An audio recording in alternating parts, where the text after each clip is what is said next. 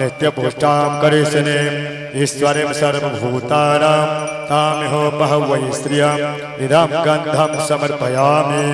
ॐ व्यासाय नमः।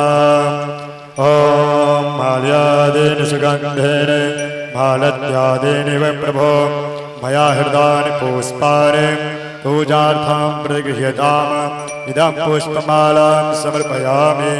ॐ व्यासाय नमः।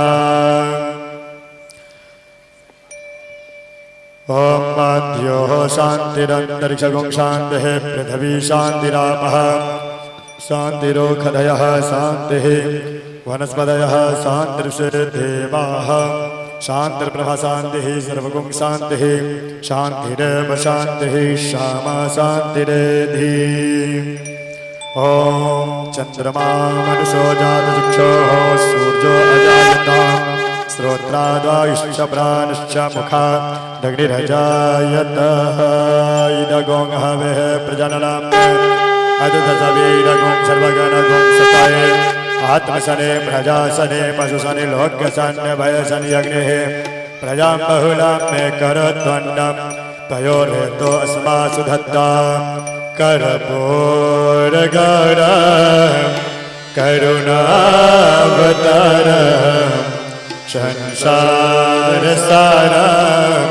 भुजगेन्द्रहरं सदा वसन्तं हृदयारविन्दे भवं भवानी सहितं नमामि। दिव्य दंपति की आरती उतारो है सखी। दिव्य दंपति की आरती उतारो है सखी। अब दंपति की आरती उतारो है सखी। दिव्य दंपति की आरती उतारो है सखी। राजे दशरथ जो के लाल मिथिलेश की लली। राजे दशरथ जो के लाल मिथिलेश की लली। दिव्य दंपति की आरती उतारो है अली। दिव्य दंपति की आरती उतारो नखमणि चंद्रिका की उज्ज्वल प्रभा। नखमणि चंद्रिका की उज्ज्वल प्रभा। नील पीत कटी पट रहे मन को लोभा। नील पीत कटे कट रहे मन को लोभा। कटी कौंधनी की शोभा अति लगत भली। कटी कौंधनी की शोभा अति लगत भली। दिव्य दंपति की आरती उतारो है अली। दिव्य दंपति की आरती उतारो है अली। नाभि रुचिर गंभीर मन भवर करे। नाभि रुचिर गंभीर मन भवर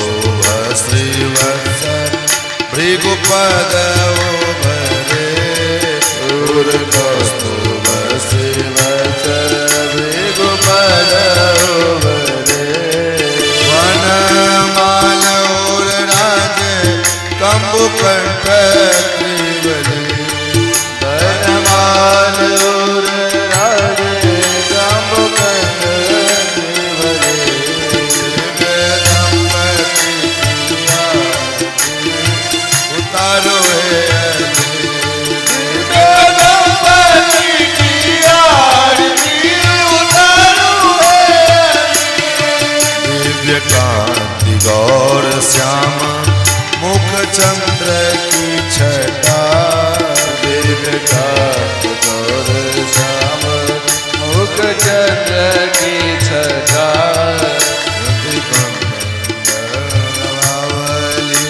सुजल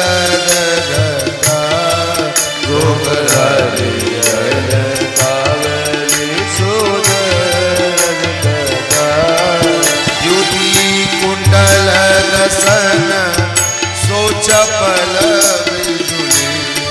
ज्योति कुंडल रसन सो चपल दिव्य दंपति की आरती उतारो है दिव्य दंपति की आरती उतारो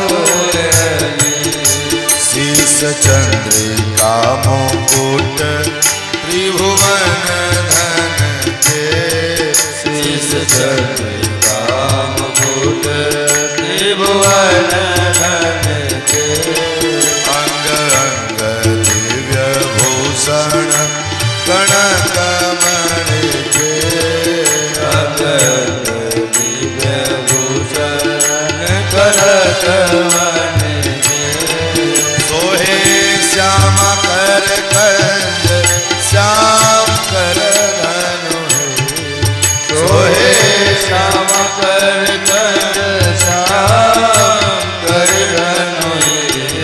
दिव्य दंपति की आरती उतारो है दिव्य दंपति की आरती उतारो चितवन मोस्कन प्रेम रस बर से चितवन मुस्कान प्रेम रस बर से नारायण चरण पर से से नारायण चरण पर जय जय जय कही वर से देवता सुमन अंजलि जय जय जय जय वर से देवता सुमन अंजलि जय जय जय कही वर से देवता सुमन अंजलि जय जय जय जय वर से देवता सुमन अंजलि दिव्य दंपति की आरती उतारो है दंपति की आरती उतारो राजे दशरथ के लाल तितले सीलले राजे दशरथ के लाल तितले सीलले ओ राजे दशरथ के लाल तितले सीलले राजे दशरथ के लाल तितले सीलले दिव्य दंपति की आरती उतारो दंपति की आरती उतारो दिव्य दंपति की आरती उतारो दंपति की आरती उतारो ओम आराधिक्यं समर्पयामि। ओम जलेन शीतले कर्णम् आराधिक्यग्रहणं हस्ते पुष्पाभिवन्दनं हरि ओम जज्ञेन जिज्ञमजन्तदेवा स्थानि धर्माणि प्रथमान्यासन्ना एहनाकं महिमानः सजयन्त्यपूर्वे साध्याः कान्तिदेवाः हरि ओम रामाय रामभद्राय रामचन्द्राय वेदसे रघुनाथाय नाथाय सीताय पतये नमः। मन्त्रपुष्पाञ्जलिं समर्पयामि श्री सीतारामचन्द्राभ्यां नमः। बोल श्री सीताराम भगवान की, व्यासी महाराज की। आओ समस्त श्रद्धालुगण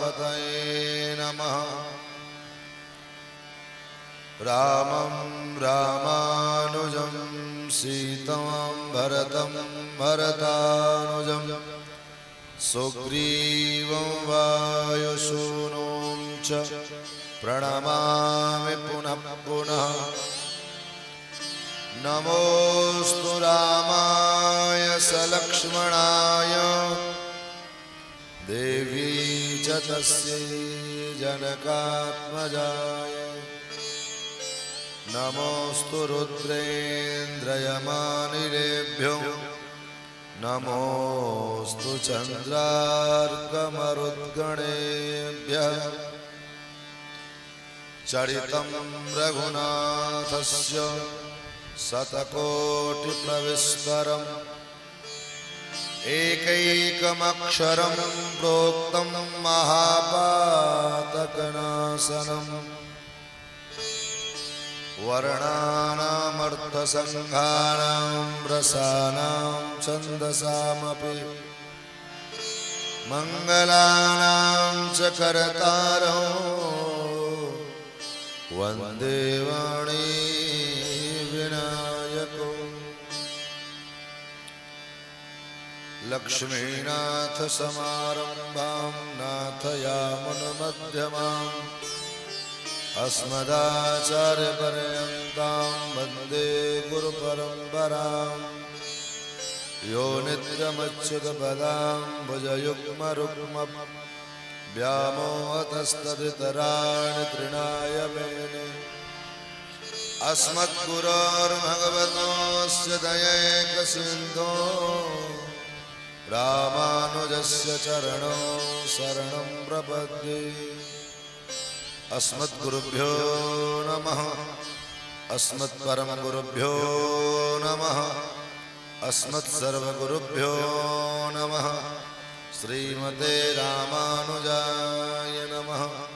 श्रीराधाकान्तस्मरणं श्रीसीताकान्तस्मरणं सन्तपूर्वाचार्या सहायाः सन्तपूर्वाचार्या सहायाः।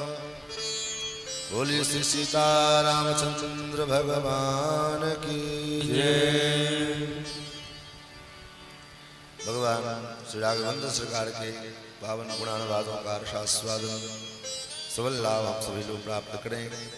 उससे पूर्व आइए अपने मन और वाणी को पवित्र करने के लिए दो बार भगवान नाम संकीर्तन, तत्पश्चात यथा शक्ति यथा मति यथा समय भगवत भागवत चर्चा हम सभी लोग सबल लाभ प्राप्त करेंगे। रघुनंदन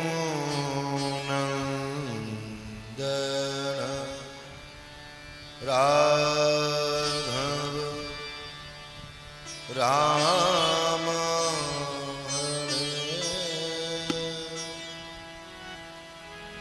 सिया राम हरे सिया राम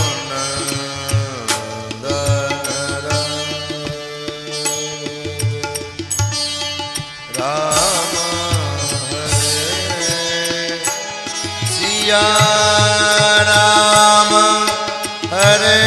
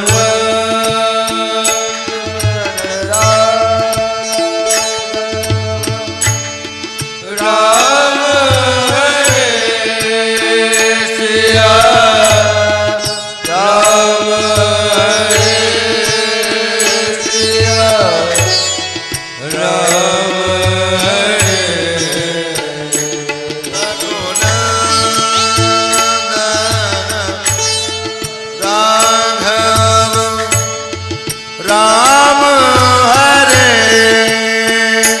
सिया राम हरे सिया राम हरे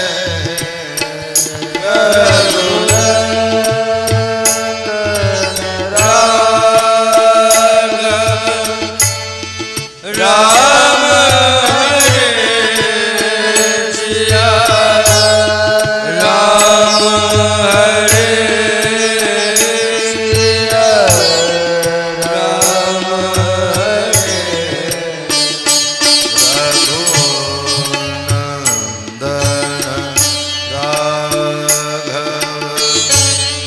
राम हरे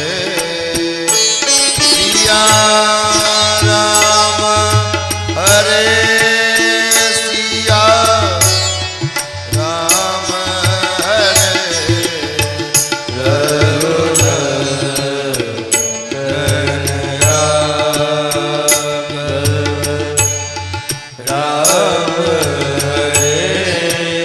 राम हरे सिया राम हरे सिया राम हरे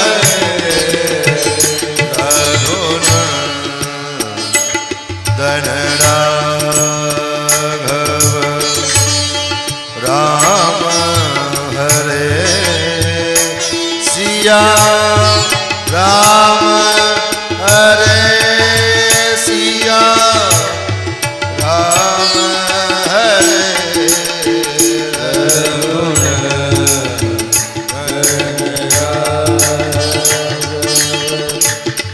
राम हरे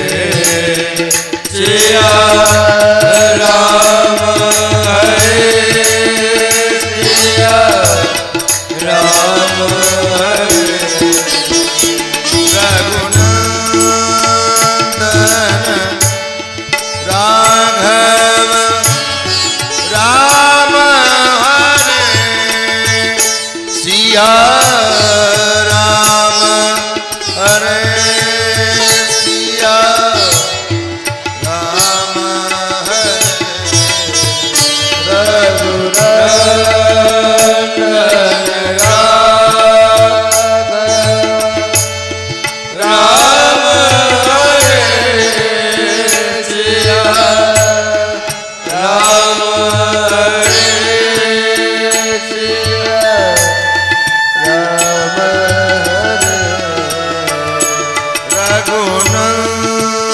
रघुनंदन राघव राम हरे सिया राम हरे सिया राम हरे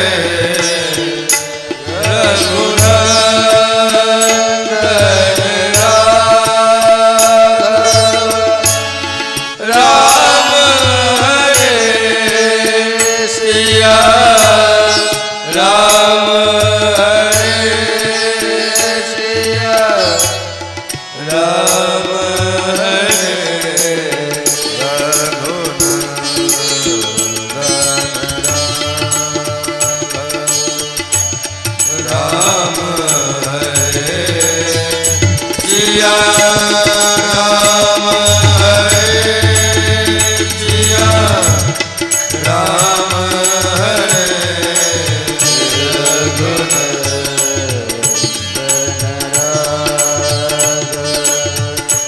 राम हरे सिया राम हरे सिया राम हरे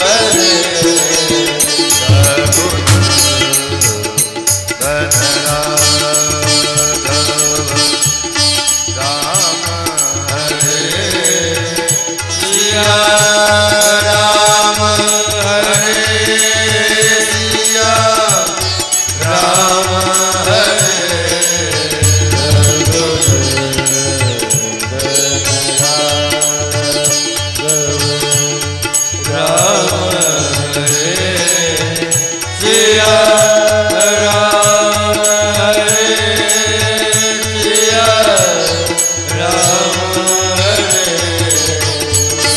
राम हरे सिया राम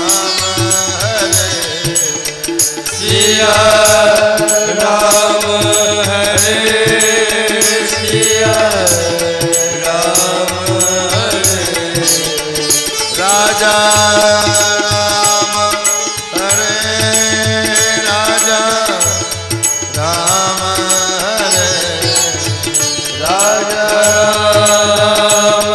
हरे राजा राम हरे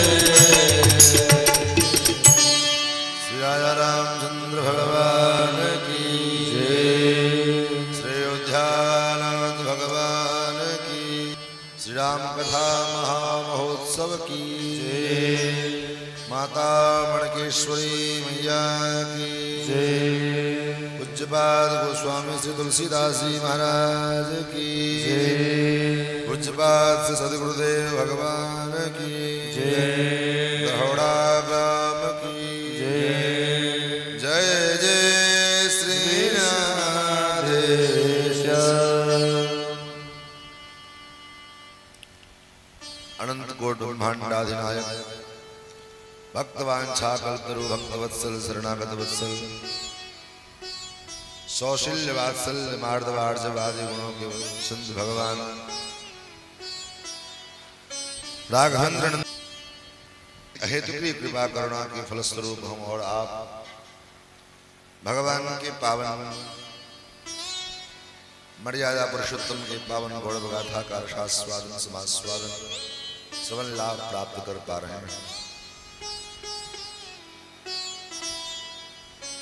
माता मणकेश्वरी के पावन गोद में बैठ करके ये पावन पाख्यान पूर्व वर्ष माँ के ही पावन चरित्रों का श्रीमद् देवी भागवत के माध्यम से हम लोगों ने श्रवण किया था। इस वर्ष पूर्व ही चर्चा हो गई थी कि राम कथा के माध्यम से हम आपकी सेवा में प्रस्तुत होंगे और इस शारदीय नवरात्र के पावन उपलक्ष्य में माँ के पावन चरण सन्निधि में ये पावन उपाख्यान श्रवण करने का ये दिव्य संयोग हम लोगों को प्राप्त हो रहा है। भगवत कथा रस रसिक धर्मानुरागी सज्जन वृंद भगवत प्रेम पति श्रद्धा वही माता जन सुस्नेहिल बंधुजन यूट्यूब फेसबुक के माध्यम से इस कथा का दूर देश विदेशों में सीधा प्रसारण देख रहे समस्त सुधी श्रोतागण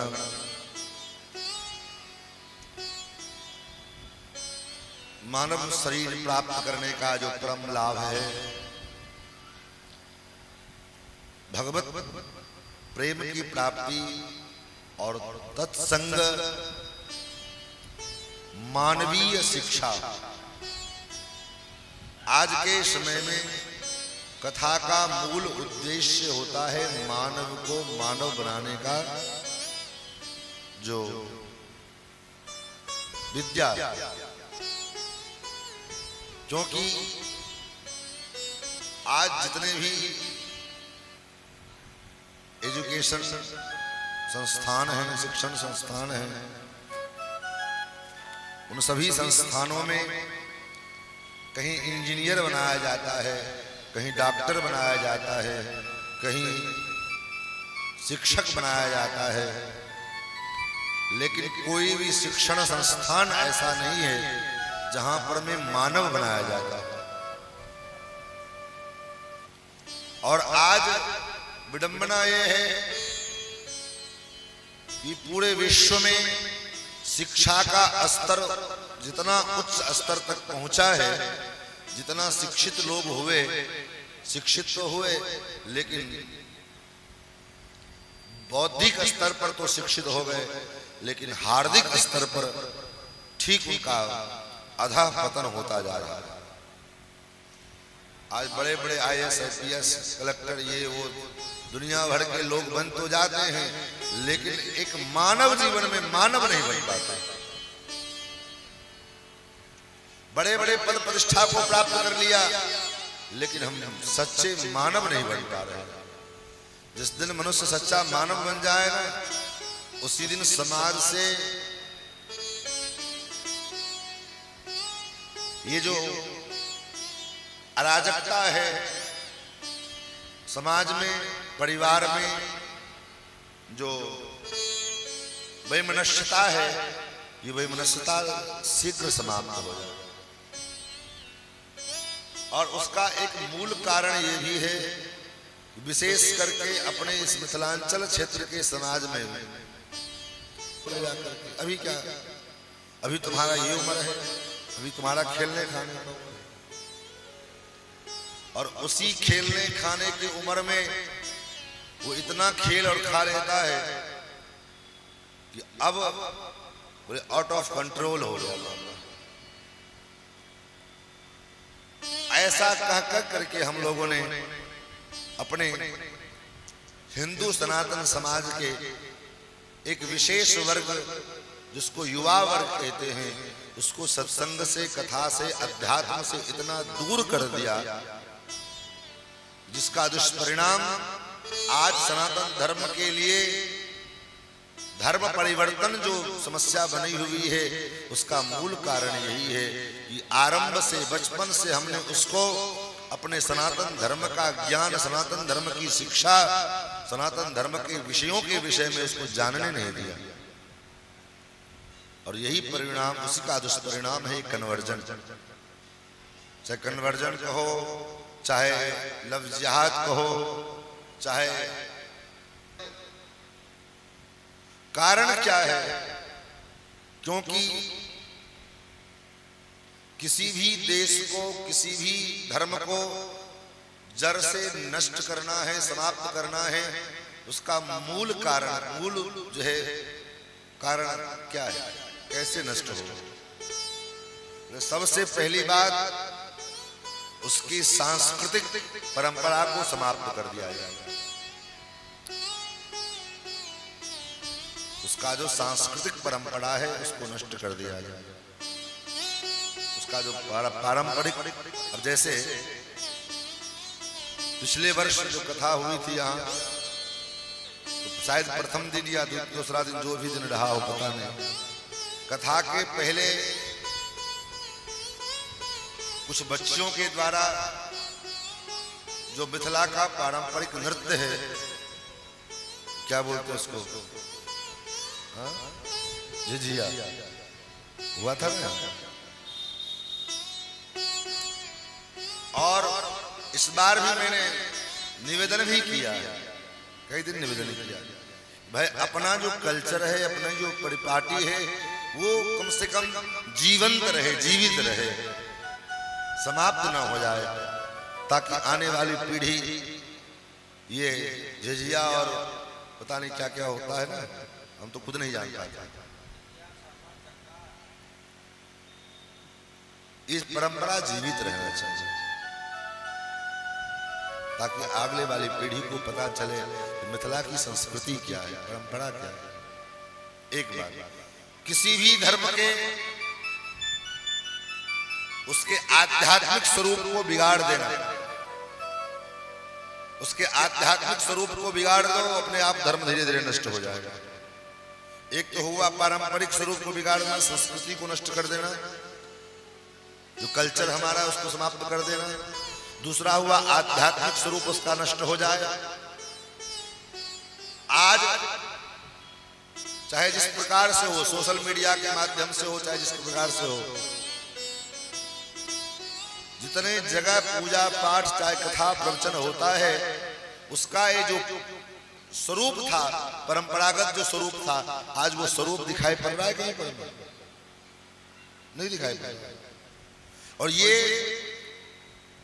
आप लोग बुजुर्ग लोग हैं, यहाँ विराजमान हैं, ये बहुत हृदय से विचार करने की चीज है, ये विचार करने की जो है चीज बता रहा हूं मैं आपको, इस पर चिंतन करना पड़ेगा। आज हम नहीं कर पाएंगे तो 10 साल बाद कौन करने के लिए आएगा? आज के जनरेशन में जब हम इस चीज को सुधार नहीं कर पाएंगे तो 10 साल बाद कौन जानेगा इसे?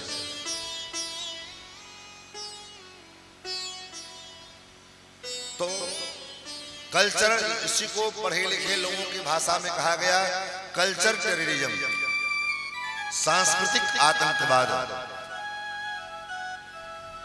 पहले सांस्कृतिक समाप्त कर दिया गया, हमारी जो परंपरा रही, संस्कृति रही, आज पूरे भारतवर्ष में केवल कुछ ही क्षेत्र बचे थे जहां पर में ये घूंघट की प्रथा होती थी, विवाहिता स्त्री सर ढक करके रखती थी। ये कुछ ही क्षेत्र बचा, जिसमें मिथिलांचल क्षेत्र, ब्रज क्षेत्र, ब्रज के वृंदावन के आसपास राजस्थान जो ब्रज क्षेत्र लगता है, उसके राजस्थानियों में भी जो स्त्रियां होती हैं अभी भी अपना सिर ढक करके रखती हैं। ये परंपरा अब धीरे धीरे मिथिलांचल से समाप्त होती जा रही है। ये क्या है? इसको कहते हैं कल्चरल टेररिज्म। और धर्माचार्यों से, महात्माओं से, कथा कीर्तन से, अपने धार्मिक ग्रंथों से हमको इतना दूर कर दिया गया कि आज के समय में अगर गणना की जाए तो शायद ही कोई परिवार आपको मिलेगा जिस परिवार में आपको उस परिवार का कोई सदस्य प्रतिदिन हनुमान चालीसा पाठ करता हो। बहुत कम परिवार आपको ऐसे मिलेंगे जिस परिवार के सदस्य लोग, और ग्रंथ तो छोड़ दीजिए, सबसे छोटा ग्रंथ सनातन धर्म का हनुमान चालीसा जो 2 मिनट 4 मिनट में होने वाली है, और कंठस्थ हो जाए तो 2 से 3 मिनट में पाठ हो जाता है। लेकिन आज के समय में आप अपने हृदय में धारण करके बताइए और अनुभव कीजिए कि क्या आपके परिवार में कितने सदस्य हैं जो नित्य हनुमान चालीसा पाठ करते हैं? नहीं मिलेगा। उसको सीरियल के सीन याद है, फिल्म में बोले जाने वाले जो डायलॉग है वो याद है, किस फिल्म में किस हीरो ने किस जो है नायक ने और नायिका ने क्या कहा, ये सीन, ये बात उसको अक्षरशः याद रहता है। किस सीरियल में किस जो है कौन से पात्र ने कौन सी बात कही, आज की महिलाओं को पूछो तो वो महाराज अक्षरशः बता देंगे। लेकिन छोटा सा ग्रंथ हनुमान चालीसा, और हमको लगता है 90% परिवार ऐसे मिलेंगे जिसके आपको लोगों को हनुमान चालीसा याद नहीं है। देख करके भले पढ़ दे में अलग बात है, लेकिन इस पर किसी का ध्यान नहीं आता है। बस हो गया, बाबा जी आए, कथा सुनाए, चले गए, काम खत्म। क्या करना है? कथा से उठेंगे फिर जो है चलेंगे, रात भर चलेगा। क्या बोलते हैं, नाच तमाशा, तो जागरण थोड़ी है।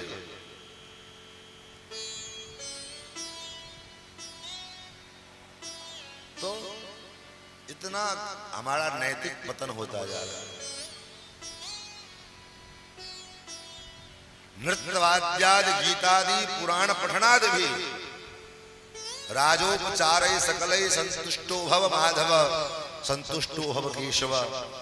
हमारे यहाँ नृत्य के द्वारा, वाद्य के द्वारा, गीत के द्वारा भगवान की जो आराधना होती है, पूजा होती है, इसमें जैसे षोडशोपचार में अर्घपाद्य आचमन स्नान, पंचामृत स्नान, शुद्धोदक स्नान, वस्त्र यज्ञोपवीत, चंदन अक्षत पुष्प, तुलसी दुर्वा बिल्वपत्र, अबीर गुलाल कुमकुम सिंदूर इत्यादि के द्वारा षोडशोपचार विधि से पूजन किया जाता है। उसी में एक विधि है राजोपचार। राजोपचार क्या है? नृत्य, वाद्य, गीत इत्यादि से भगवान को, भगवान की आराधना होती है। ये परंपरा हमारे यहाँ है। नृत्य की का व्यवस्था भी मंदिरों में होता है, वाद्य की व्यवस्था भी होती है, गीत की व्यवस्था भी। हमारे विठल वल्लभ संप्रदाय में वल्लभाचार्य के यहाँ महाराज महाप्रभु वल्लभाचार्य के 8 शिष्य थे जो अष्टयाम भगवान की पदों के द्वारा भगवान की सेवा करते थे। सूरदास, कुंभनदास, ये सब इनकी पद गायन की सेवा थी भगवान के सामने। भगवान के सामने बैठ करके और ये लोग पद गान करते थे भगवान का, जब भोग लगे तो भोग का पद गाया जाए, शयन हो तो शयन का पद गाया जाए। अष्टजाम सेवा भगवान की जो है ठाकुर के सामने होती थी। तो नृत्य वाद्य गीत सबका विधान है, लेकिन जिस नृत्य के द्वारा आराधन न होकर के हमारे अंदर हमारे भीतर वासना को उत्पन्न कर देवे, वो नृत्य कैसा है, वो आराधना कैसा है।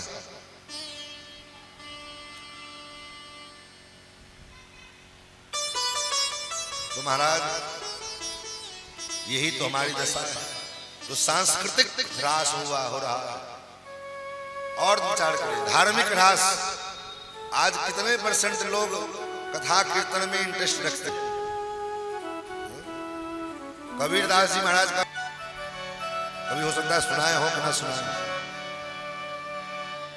डर लागे अरु हंसी लागे अजब जमाना आया रे।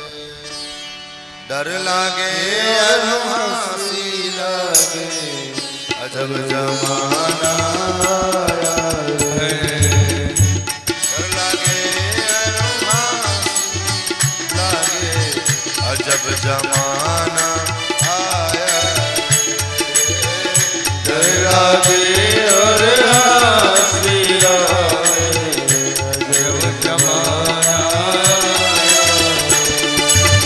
कथा होए तहाँ श्रोता सोवे वक्ता मूड बचाया रे।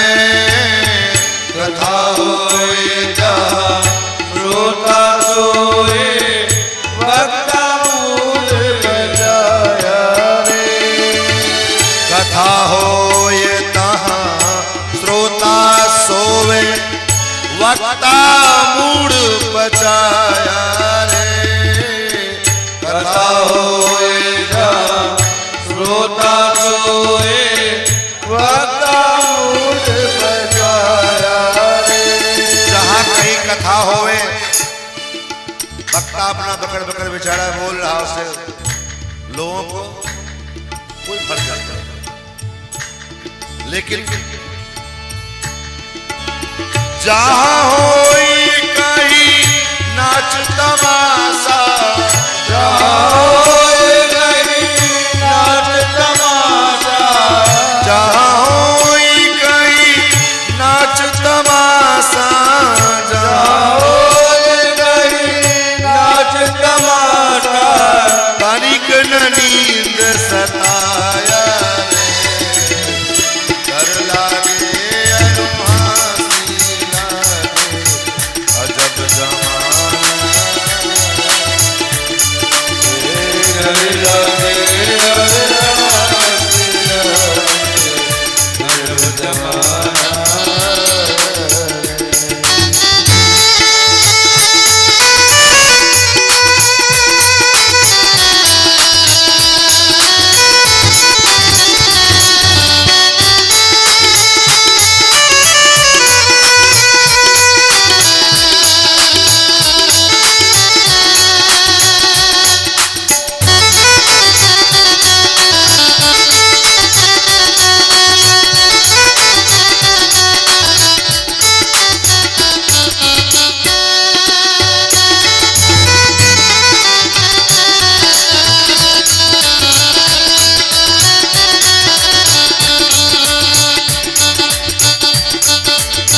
भांग तमाकू सुल्फा गांजा सूखा खूब उड़ाया रे।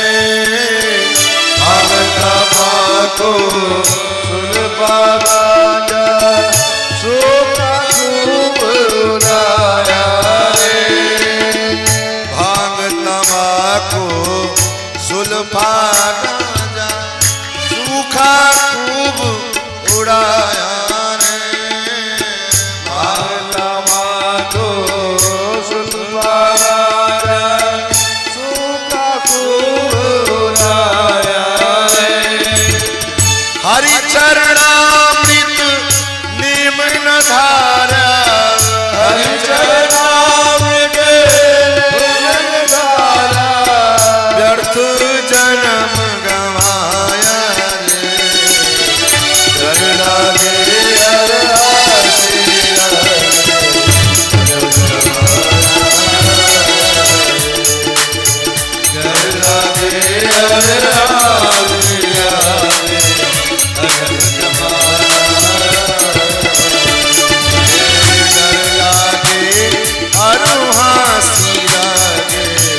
गजब जमाना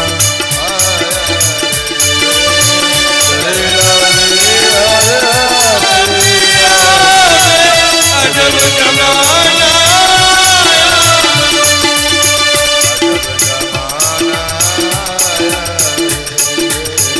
अजब जमाना डर लागे अरु हंसी लागे अजब जमाना आया रे। कथा होए तहाँ श्रोता सोवे वक्ता मूड पचाया रे। और जहां होए कहीं नाच तमाशा तनिक न नींद सताया। माई बाप इस नाच तमाशा से अथवा संसार के इस विषय वासना के जाल से ठीक है, आवश्यकता अनुसार उसका भी उपभोग करना जरूरी है। भोजन नहीं करेंगे तो शरीर कैसे चलेगा? भोजन आवश्यक है शरीर के, लेकिन भोजन कितना कैसा होना चाहिए जिससे शरीर निर्वाह हो जाए। जितने से हमारा शरीर सुरक्षित रहे, चल जाए। जीने के लिए खाना चाहिए। और कुछ लोग ऐसे होते महाराज खाने के लिए जीते, जब देखो तब खाने के चक्कर। दिन भर में 10 बार मिले तो कोई जाने दो, कोई दिक्कत नहीं। चमड़े की थैली है, इतनी डालो, कोई दिक्कत नहीं। तो विषयों का सुख, विषयों का उपभोग आवश्यक है, लेकिन सीमित ढंग से।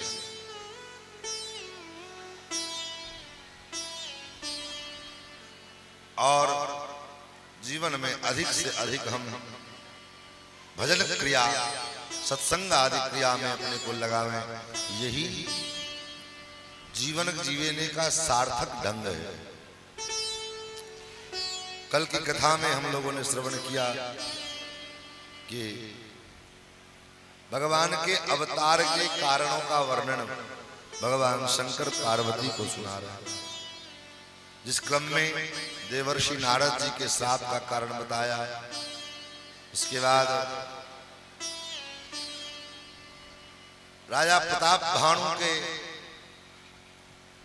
कथा सुनाई और जालंधर का चरित्र वर्णन सुनाया। उसके बाद स्वयंभू मनु और शत्रुपा,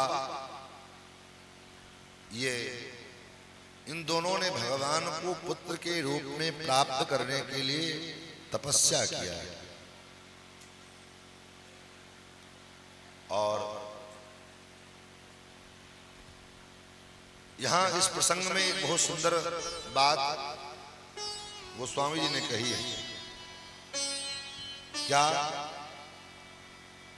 मनु जी महाराज की चौथी अवस्था आ गई, वृद्धावस्था आ गई, लेकिन उसके बाद भी होई न विषय विराग, भवन बसत भा चौथपन, हृदय बहुत दुख लाग, जन्म गयो हरि भगत। होई न विषय विराग, विषयों से वैराग्य नहीं हो रहा। और बहुत से लोग कहते महाराज ये विषय है, ये विषय हमको अपनी ओर आकर्षित कर लेते हैं। विषय को, विषय मतलब जो संसार का जो सुख है, अच्छा वस्त्र, किसी के गले शरीर पर अच्छा कपड़ा देखा, मन आकर्षित हो गया, मन में हुआ हमको भी मिले। अब उसमें उस वस्त्र की क्या गलती है? क्या वस्त्र ने आपको निमंत्रण दिया कि आओ मुझको देखो, पहनो? नहीं। ये आपका हमारा मन जो है उस ओर खींचता हुआ चला जाता है। नस्में न कि विषय का कोई दोष नहीं है। अब कोई विषय को ही दूषित कर दे, उसी के ऊपर इल्जाम लगा कर अरे सब नहीं चलेगा महाराज। जब हमारा मन उधर गया तभी तो उसमें आसक्ति हुई। मन हमारा कितना कमजोर क्यों है? बोले उस मन को कमजोरी का कारण क्या है? बोले मन के कमजोरी का कारण है कि मन को खुराक नहीं मिलता है, आहार नहीं मिलता है, इसलिए मन कमजोर होता है। शरीर कमजोर कब होता है? शरीर में अगर भोजन न मिले, आहार न मिले तो शरीर कमजोर हो जाएगा। समय से भोजन न करो, समय से उसको जो चाहिए पौष्टिक आहार इत्यादि वो न मिले तो शरीर क्या होगा? बोले शरीर शिथिल हो जाएगा, शरीर काम करना बंद कर देगा, कमजोर पड़ेगा। उसी प्रकार से मन का आहार क्या है? तन का आहार तो है रोटी दाल चावल इत्यादि, लेकिन मन का आहार क्या है? मन को कौन सा रोटी दाल खिलाएं ताकि मन हमारा तंदुरुस्त रहे? ये मन का आहार सत्संग है। मन का आहार सत्संग है। तो महाराज आप कहोगे कैसे सत्संग करें, बार बार हमेशा सत्संग कैसे करें? बोले कलिकाल में विशुद्ध सत्संग करना हो तो कहीं जाने की आवश्यकता नहीं है। विशुद्ध सत्संग का मतलब क्या है? हरिनाम संकीर्तन, यही सबसे बड़ा विशुद्ध सत्संग है। कथा सुनने को मिले, कथा सुनाने वाला कोई मिले तो अच्छी बात है, और अगर वो नहीं मिल रहा है तो सबसे विशुद्ध सत्संग क्या है? भगवान नाम संकीर्तन। भगवान के नाम का बढ़िया संकीर्तन करने लगो, यही सबसे बड़ा सत्संग है। भगवान के नाम से लगाव हो जाए तो ये होगा नहीं, करना पड़ेगा।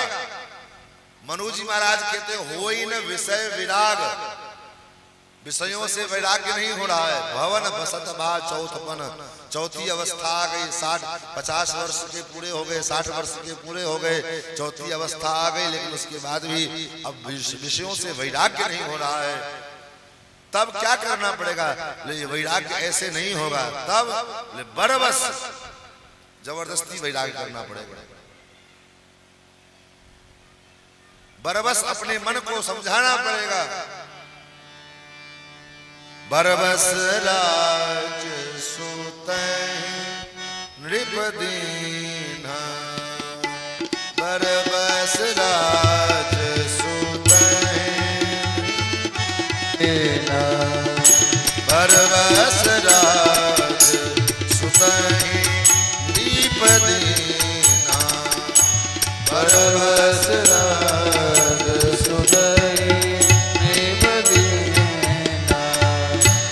नारी समेत गवन बान कीना, नारी समेत गवन बान कीना, बरबस राज सुतहि नृप दीन्हा, बरबस राज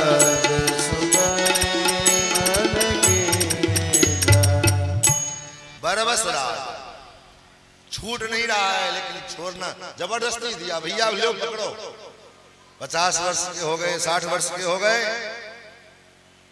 बच्चे अब जवान हो गए, बेटों का ब्याह हो गया, बेटियों का ब्याह हो गया, घर में बहुएं आ गई। अब अगर जीवन में चाहते हो कि शांति से 2 रोटी मिले खाने को और भजन करें, इसका एकमात्र विकल्प यही है, कुछ करने की जरूरत नहीं। वो बहू क्या कर रही है घर में, नहीं कर रही, उससे कोई लेना देना नहीं। सारा जिम्मेवारी अब ला करके सौंप दो, लो भाई, चाहे बेटा लायक बन गया तो अब निश्चिंत हो जाओ, भैया संभालो अपना कारोबार, अब हमको फुर्सत दो, अब हमको अब भजन करने दो, अब हमको थोड़ा जब तक शरीर स्वस्थ है थोड़ा तीर्थों में घूम आए, अयोध्या काशी मथुरा वृंदावन इन तीर्थों में जरा 10 दिन 5 दिन होके चले आओ। हर महीना 2 महीना पे महाराज आप कहोगे महाराज पैसा कहां से आएगा? पैसा कहां से आएगा? जरूरी क्या है एसी बोगी में जाने का? स्लीपर में चले जाए। स्लीपर का भी पैसा नहीं है तो जनरल की सुविधा है, जनरल से चले जाए। घूम के दे रहे हैं, चाहे घर में ही रहो, कहीं जाने की जरूरत नहीं है। घर में भी हम रहें तो राम राम राम करें। और जब भोजन बन जाए चुपचाप दाल रोटी, दाल में नमक पड़ा है तो अच्छा, नहीं पड़ा है तो अच्छा। ज्यादा हो गया तब भी कोई दिक्कत नहीं, कम पड़ा है तब भी कोई दिक्कत नहीं। जो सामने आ जाए उसको भगवत प्रसाद ही मान करके प्रणाम करके और खा लो। ज्यादा तेल पड़ा है कि ज्यादा नमक पड़ा है कि ज्यादा मिर्च मसाला पड़ा है, उस कचरे में पड़ोगे तो परेशान होगा। नहीं खाने का मन है तो चुपचाप उसको ले जा करके गाय को डाल दो, लेकिन बोलोगे तो वहीं से गड़बड़ी शुरू हो जाएगी। बरबस राज सुत इंद्रपदिन्हा और नारी समेत गवन बन किन्हा। वन में गए, नैमिषारण्य तीर्थ में तपस्या की और तपस्या साधना जब तब पूजा पाठ तभी सफल हो पाता है जब हम उस क्रिया के लिए हमारा चित्त शुद्ध हो, हमारी बुद्धि शुद्ध हो और हमारा आहार विहार विचार शुद्ध हो।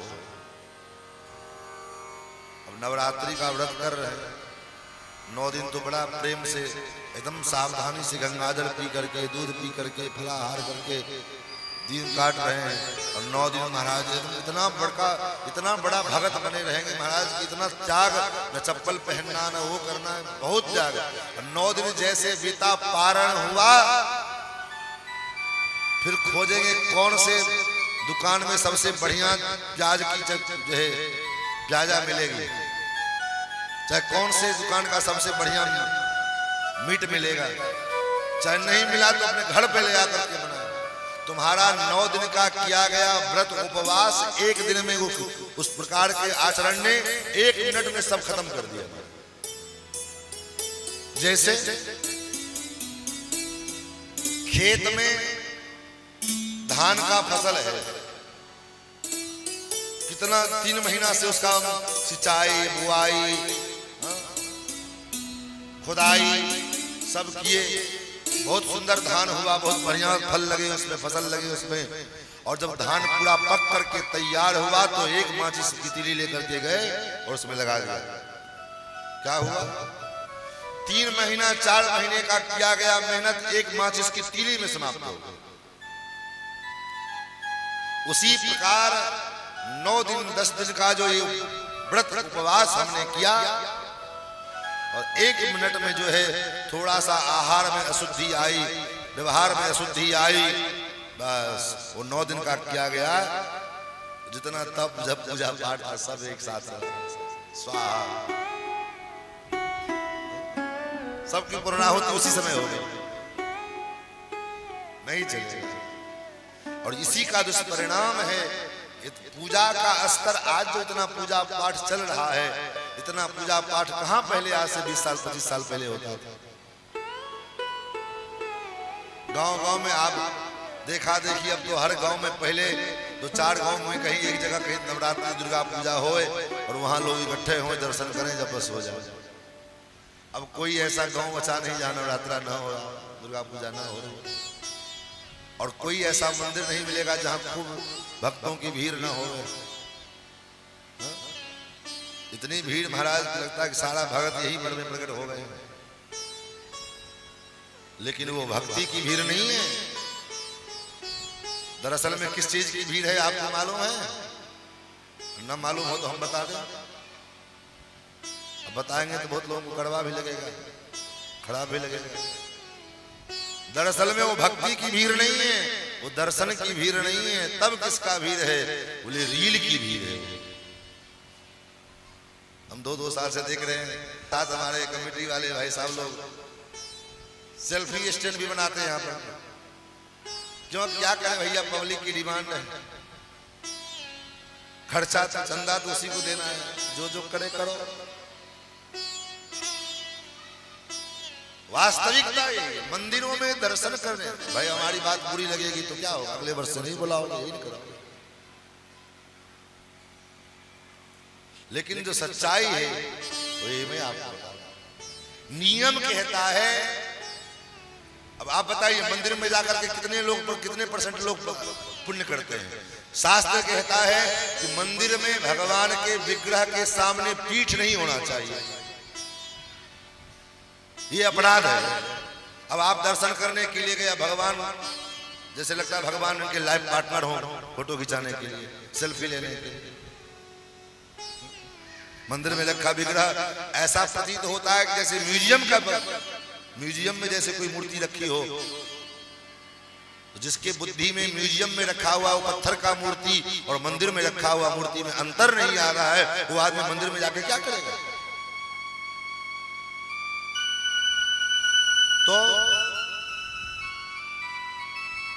साधना जप तप उसके लिए आहार भी पवित्र होना चाहिए। मनु जी महाराज तपस्या कर रहे हैं और तपस्या के क्रम में आहार क्या लेते हैं, करई आहार साक फल कंदा सुमिरहि ब्रह्म सच्चिदानंद।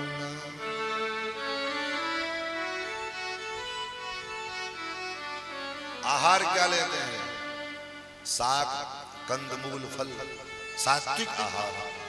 जब तक हमारे आहार में सात्विकता नहीं आएगी तब तक हमारे व्यवहार में, हमारे विचार में सात्विकता नहीं आ सकती।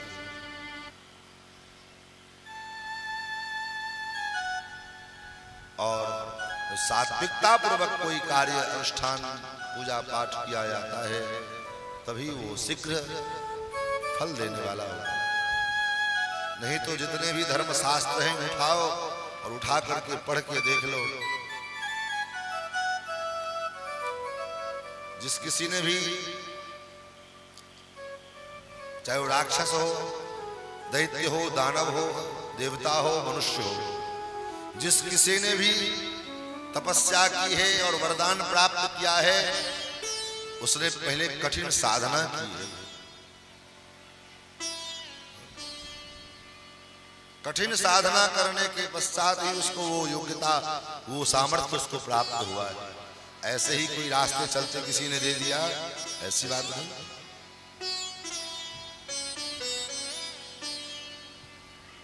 चाहे वो पार्वती जी का प्रसंग आपने श्रवण किया, चाहे मनु जी महाराज का प्रसंग आप श्रवण कर रहे हैं, यहां तक कि रावण ने भी ब्रह्मा जी से वरदान प्राप्त किया, हम काहू के मरे न मारे बानर मनुष्य जात दुई बारे।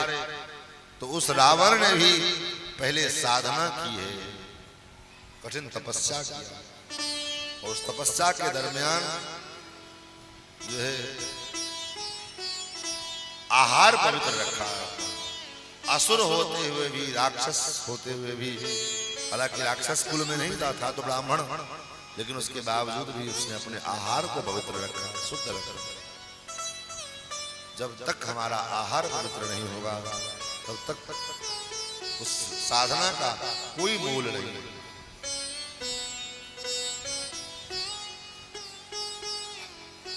महाराज यही विधि बीते बरस खट सहस बार, आहार संबत सप्त सहस्र पुनी रहे समीर आधार। 6000 कहा वरदान मांगो, बोले आपके बस की बात नहीं, हमारा वरदान आप लोग जाइए। शरीर में केवल हड्डी मात्र बची है और इस प्रकार जब साधना किया, तप किया, तो एक दिन आकाशवाणी हुई, मांग मांग बर भय न भवानी। मांगो वरदान मांगो, क्या चाहिए वरदान मांगो। परम गंभीर कृपा मृत श्राणी परम गंभीर वाणी में आकाशवाणी हुई, वरदान मांगो, क्या चाहते हो, क्या चाहिए। तो मनु जी ने कहा, एक तरफ तो कहते हो वरदान मांगो और आप दर्शन दे नहीं रहे हो, जब दर्शन हो तब तो कुछ मांगे आप, आपका साक्षात्कार तो हो, हम आपको देखे तो पहले। तो भगवान आकाशवाणी में भगवान ने कहा, कैसे देखोगे, तुमने ही तो मजबूर किया है मुझे अदृश्य रहने के लिए। तो हमने मजबूर किया है, बोले हाँ, कैसे। एक तरफ तो तुमने कहा अगुण अखंड अनंत अनंता अनादि जे चितहि परमार्थवादी नेत नेत जहि वेद निरूपा निरानंद निरुपाधि अनुपा। एक तरफ तो तुम मुझे निर्गुण निराकार मानते हो और दूसरी तरफ कहते हो जो है दर्शन दो। तो निर्गुण निराकार परमात्मा तुम्हें दर्शन कैसे दे सकता है। तो क्या प्रभु आपका कोई रूप नहीं है, बोले रूप तो है, लेकिन तब दर्शन दो।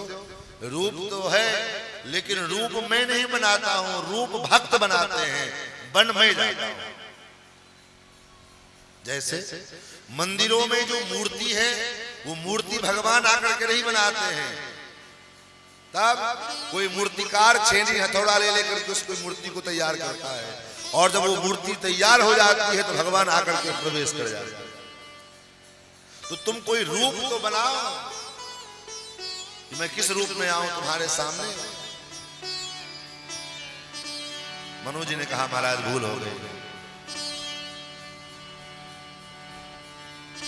जो स्वरूप बस शिव मन माही, जो स्वरूप बस शिव मन माही, जो स्वरूप बस शिव मन माही, जो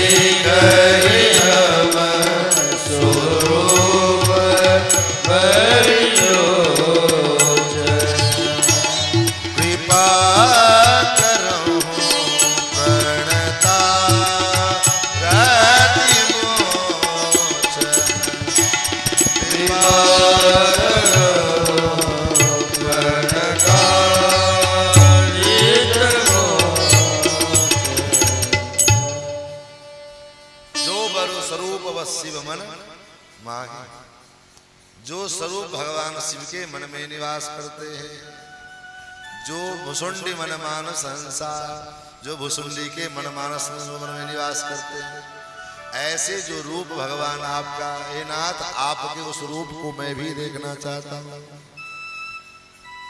और जो रूप बनाया मनु जी महाराज ने, मनु जी के रूप बनाते ही भगवान रूप में आए, जो निर्गुण निराकार थे, निर्विकल्प थे, निर्विशेष थे। और वो परमात्मा प्रकट हो कैसे प्रकट हो? नील सरोरुह नीलमणि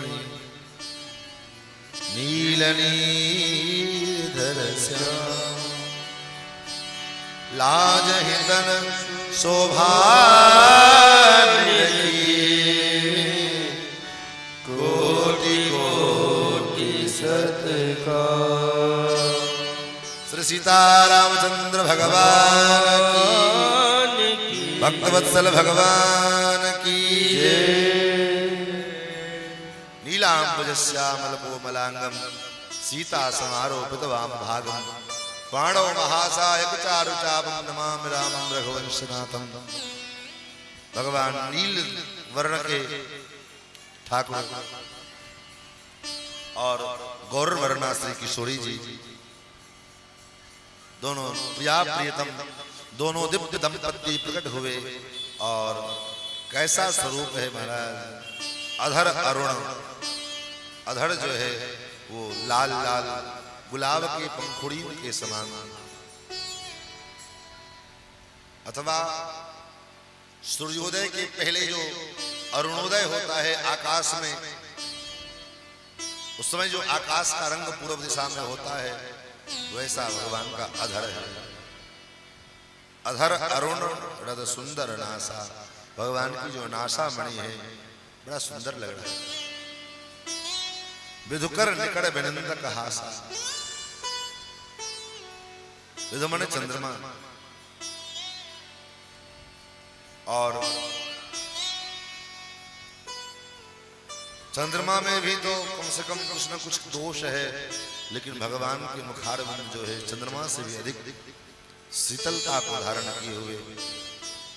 नव अंबुज अंबक छवि ने की, अंबुज मने कमल, और नया खिला हुआ कमल जो है उस कमल की भांति भगवान के कपोल है। और अंबक छवि ने की आकाश के समान नील वर्ण भगवान का है। चितवन ललित भावती जी की सुंदर कानों में मकराकृत कुंडल है, मस्तक पर सुंदर मुकुट है और मस्तक पर तिलक लगा हुआ है, ललाट पर में, गले में पूर्व श्रीवत्स, हृदय पर में श्रीवत्स चिन्ह है और वनमाला धारण किए हुए हैं। और हार के आभूषण मटर माला, कमल के माला, वैजयंती की माला, मणि माला, मुक्ता माला, अनेक प्रकार के रत्नों के माला भगवान धारण किए हुए। ऐसे भगवान का दिव्य सौंदर्य माधुर्य, और इस सौंदर्य माधुर्य को दोनों दंपति मनु और शत्रुपा जी महाराज छवि समुद्र हरि रूप बिलोकी, एक टक रहे नयन पट रोकी। अपलक नेत्रों से भगवान के दिव्य सौंदर्य माधुर्य का मानो जैसे कमल के पुष्प के ऊपर बैठ जाए और कोई उसको विघ्न प्रदान करने वाला ना हो, तो कमल के पुष्प के रस को अब जो है निर्विघ्नता पूर्वक जब तक उसका मन न भर जाए तब तक उसको चूसता रहता है। उसी प्रकार से भगवान के इस दिव्य सौंदर्य माधुर्य अनप्रीतम के स्वरूप को अवलोकन कर रहे हैं, देख रहे हैं, निहार रहे हैं। और चित वही सादर रूप अनुपा तृप्त न मानहि, उस रूप को देखते देखते तृप्ति नहीं हो रही है महाराज, मन नहीं भर रहा है। और भगवान ने मस्तक पर हाथ रखा, सिर पर से प्रभु निज कर कंजा, तुरंत उठाए करुणा कुंज।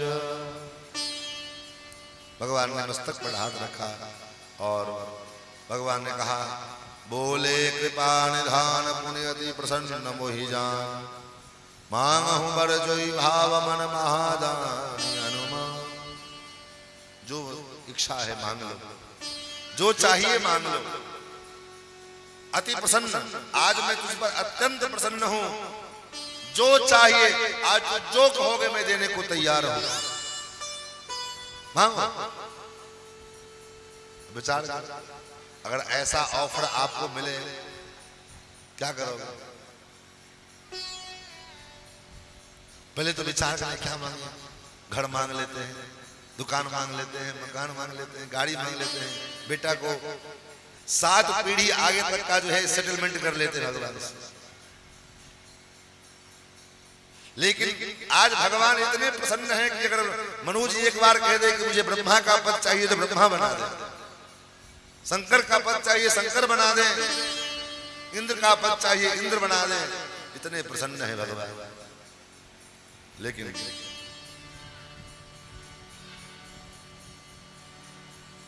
मनोज जी कहते महाराज किसी दरिद्र आदमी से कोई दरिद्र आदमी कल्प वृक्ष के नीचे जाए तो क्या मांग सकता है? कितना मांगेगा?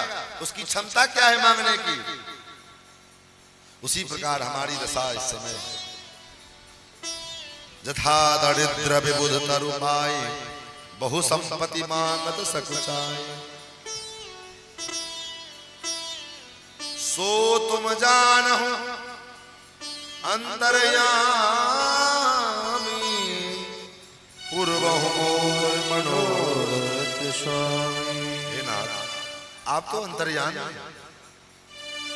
अंतर्यामी रूप से आप हमारे हृदय में विराजमान हैं और प्रत्येक जीव के हृदय में विराजमान रहते हैं। तो क्या आपको नहीं मालूम है कि हमको क्या चाहिए? मेरे हृदय में क्या डिमांड है, क्या इच्छा है, कि आप भी जानते हैं। तो बार बार पूछते का है क्या? तभी बोलो तो। सब कुछ भी है, तुम संकोच छोड़ दो। अब अच्छा ये बताइए, किसी संकोची व्यक्ति से कहा जाए कि संकोच छोड़ दो, छोड़ पाएगा? अथवा किसी बेशर्म आदमी से कहा जाए तुम शर्म करो, कर पाएगा? नहीं कर पाएगा। उसी प्रकार किसी संकोची व्यक्ति से कहा जाए तुम संकोच छोड़ दो, नहीं छोड़ पाएगा। अब भगवान बार बार करे संकोच छोड़ करके तुम मुझी को मांग लो। सकुच विहाय मांग नृप मोही, इसके 2 भाव हैं। एक तो भाव यह है कि मुझसे मांग लो, और एक भाव मानो भगवान कहना चाहते हैं कि सकुच विहाय मांग नृप मोही, मुझे कोई मांग लो ना, हमको ही मांग लो। हम आज अपने इतने प्रसन्न हैं कि आज हम अपने आप को दे देंगे तुमको। मांग के देखो तो। और वास्तव में भगवान से क्या मांगना है? भगवान से अगर मांगना भी हो तो भगवान को मांगना चाहिए। प्रभु आप मिल जाए, संसार का कोई वस्तु आप मिल गए तो संसार का सर्वस्व मिल जाएगा, अपने आप मिल जाएगा। सब कुछ मिला, लेकिन एक आप नहीं मिले तो क्या मिला? दुनिया में पद मिल गया, प्रतिष्ठा मिल गई, धन दौलत मिल गया,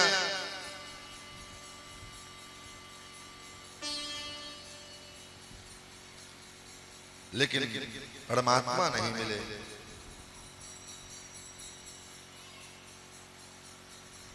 तो क्या मिला? कुछ नहीं मिला।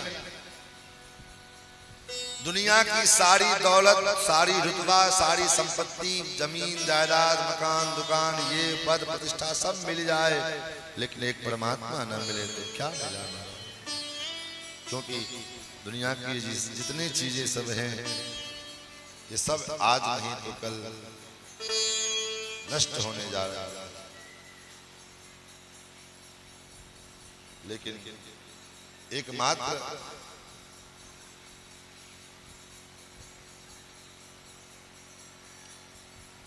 तो क्या मिला?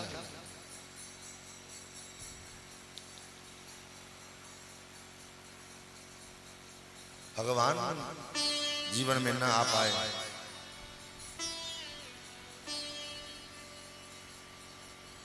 तो मानो एक प्रकार से जीवन अधूरा है और जीवन में कुछ नहीं मिला, भगवान मिल गए तो समझ लो जीवन संपूर्ण है।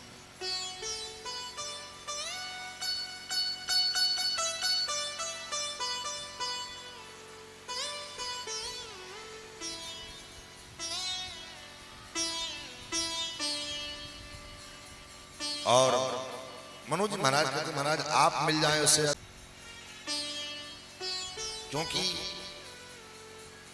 आपसे बढ़कर के न दुनिया का धन है न दौलत है, कुछ भी नहीं। आप मिल गए, सब कुछ मिल गए।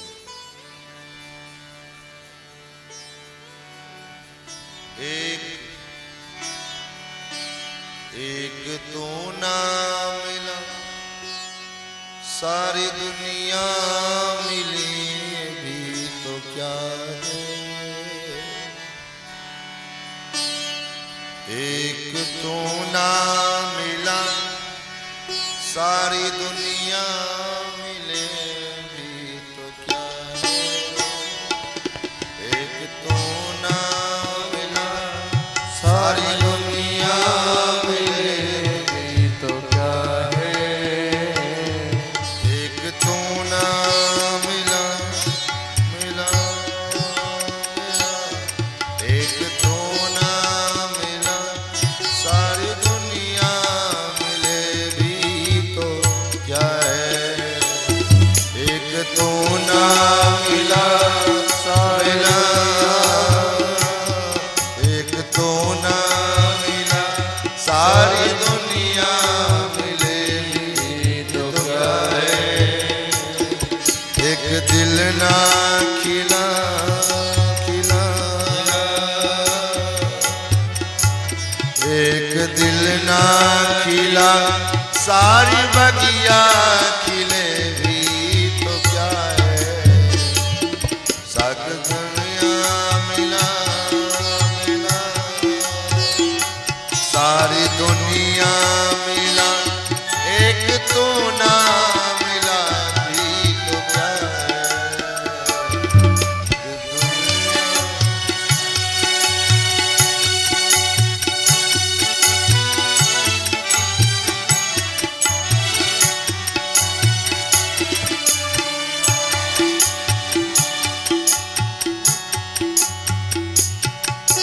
धरती हूँ मैं और तू है गगन, होगा कहाँ तेरा मेरा मिलन। धरती है तू और मेरा गगन, होगा कहाँ तेरा मेरा मिलन। धरती हूँ मैं और तू है गगन, होगा कहाँ तेरा मेरा मिलन। धरती और तू है गगन, होगा कहाँ तेरा मेरा मिलन। लाख पहरे यहाँ, लाख पहरे यहाँ, प्यार दिल में पले भी तो क्या है। एक तू ना मिला, मिला, एक तू ना मिला, सारी दुनिया मिले भी तो क्या है। एक तू ना मिला, मिला, मिला,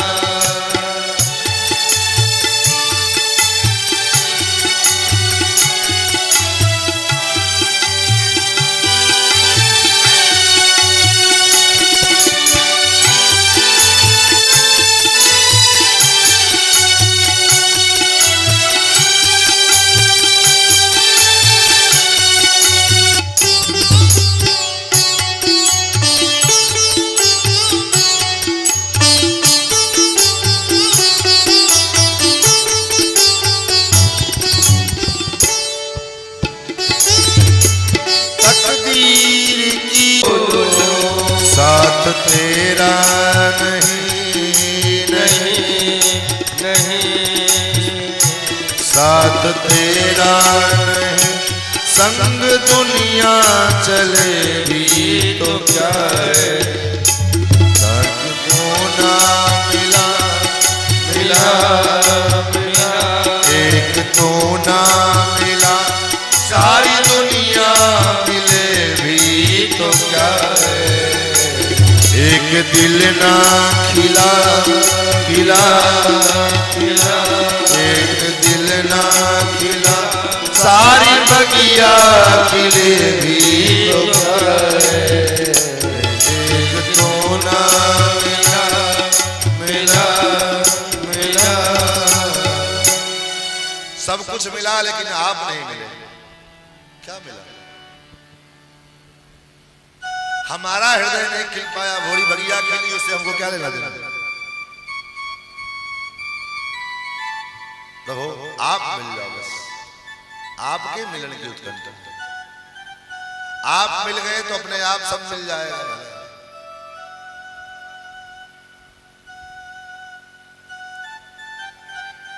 महाराज आप मुझसे बार बार कहते हो संकोच त्याग करके मांगो। कैसे मांगो?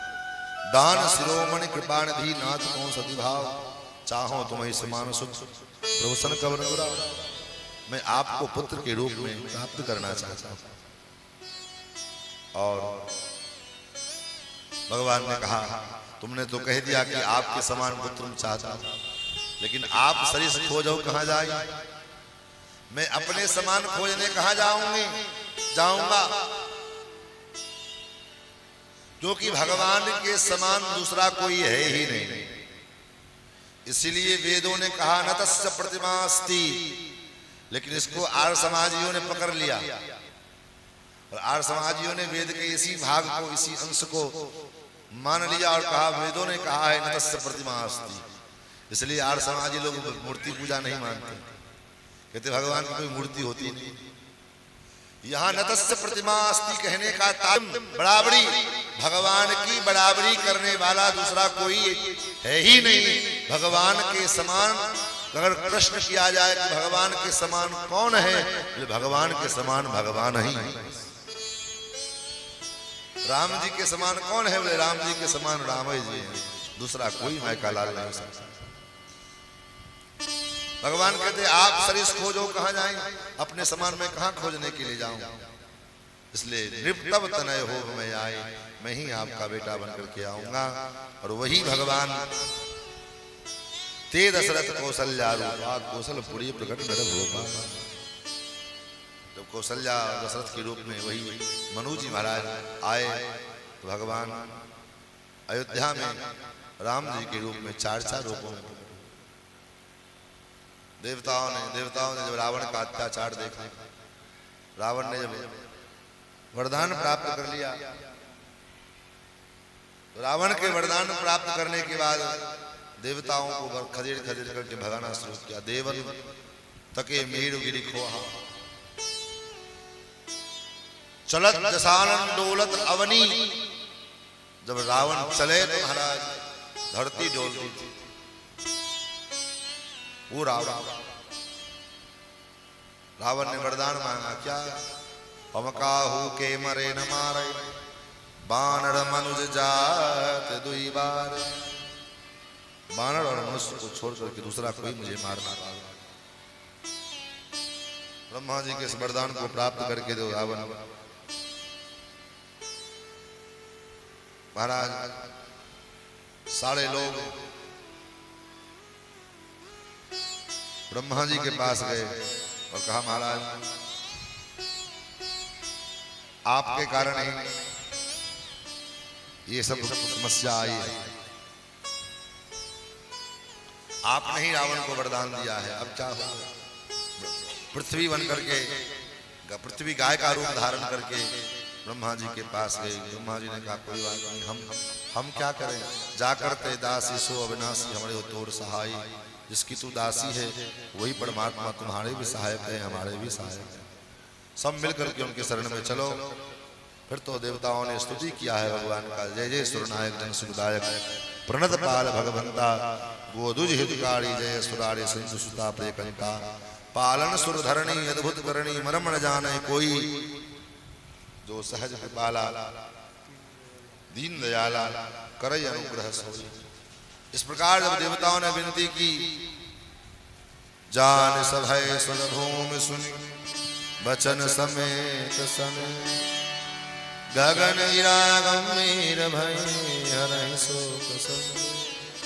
आकाशवाणी हुई, जानी डर पहो मोनि सिद्ध सुरेसा तुम ही लागे धरे नर बेसा अंसन सहित मनुज अवतारा लय हो दिन कर वंश उदार कश्यप अदिति महातप कीना तिनको मैं पूरब बर देना ते दशरथ को सद्गुरु रूपा कौशलपुरी प्रगट नर तिनके गृह अब करिहो जाए रघुकुल तिलक सो चारे उमाए नारद बचन सत्य सब करे हो परम शक्ति समित अवतरे हो तब ब्रह्मा धरणी समुदावा उभरत भये भरोसे आवा जय सिया राम जय जय सिया राम जय सिया राम जय सिया राम ब्रह्मा जी के कहने भगवान ने आकाशवाणी की और कहा अयोध्या में चक्रवर्ती सम्राट महाराज दशरथ के घर में मैं आऊंगा और अकेले नहीं आऊंगा अंसन सहित मनुज अवतारा मनु जी के घर में एक नहीं दो नहीं कृत्वात्मानम चतुर्विधम चार चार रूपों में भगवान आए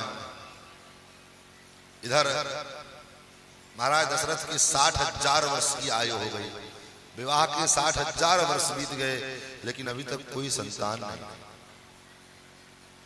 एक दिन मन में भाव आया मेरे कोई पुत्र नहीं क्या कारण कहीं मुझ में कोई दोष तो नहीं है कहीं कोई मुझ में कोई कमी तो नहीं रानियों में तो कोई दोष नहीं वो तो सब परम पुण्यात्मा है सब क्या कोई मेरा ही कोई पाप है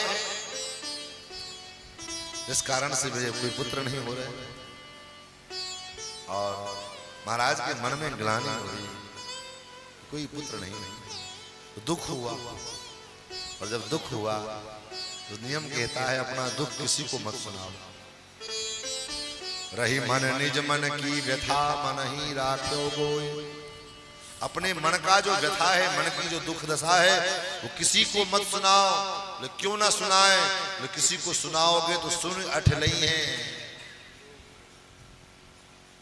लोग सब आपके दुख को सुनकर के लोग इठलाएंगे मजा मारेंगे देखो ये भी दुखी हैं सुन अठ नहीं है लोग सब बांट न नहीं है कोई दुख तो बांटेगा है नहीं तो क्या मतलब है कहने का किसी को और कहना भी होवे तो ज्यादा अगर आवश्यक हो कहना तो सिर्फ दो के सामने एक भगवान के सामने एक गुरु के सामने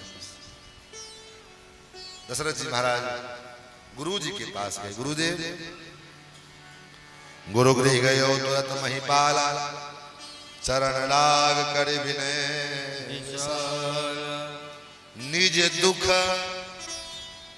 दुख तो क्या है पुत्र नहीं है निज दुख सुख सब गुरु ही सुनाया दुख किस बात का था पुत्र नहीं है तो सुख किस बात का है सुख इस बात का है कि आपके समान समर्थ गुरु मेरे पास है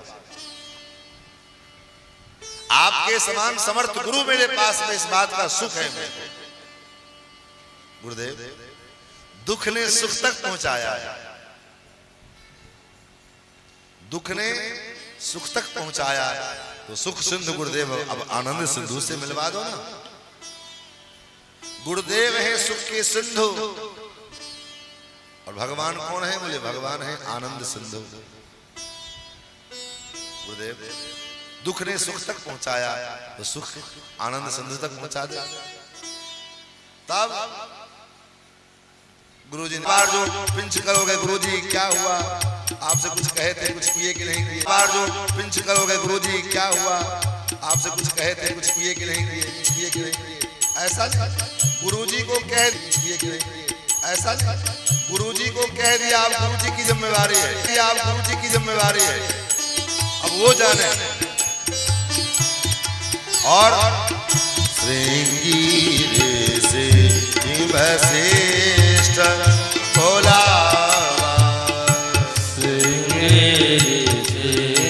वशिष्ठ बोला,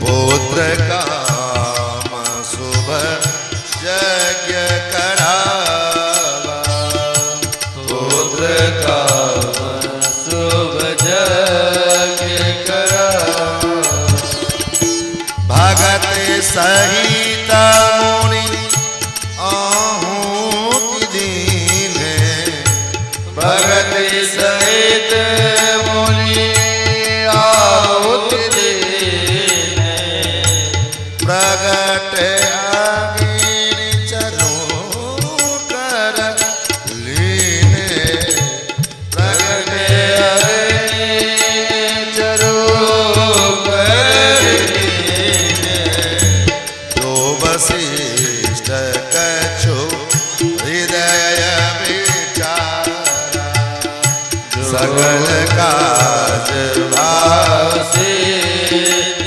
तुम्हारा, यह विवाट देहो दीप जाए, जटा जोग जय भाग